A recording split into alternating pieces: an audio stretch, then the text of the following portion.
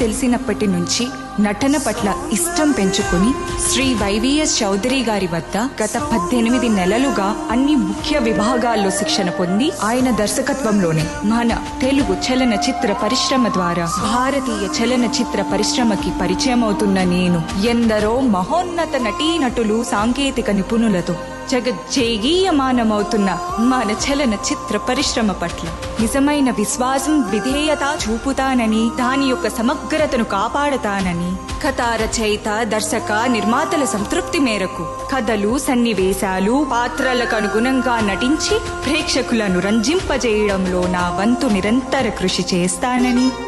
నా అభిమాన నటి బహుముఖ ప్రజ్ఞాశాలి కళైమామణి పద్మశ్రీ పద్మభూషణ్ డాక్టర్ పి భానుమతి రామకృష్ణ గారి సాక్షిగా ప్రమాణం చేస్తున్నాను.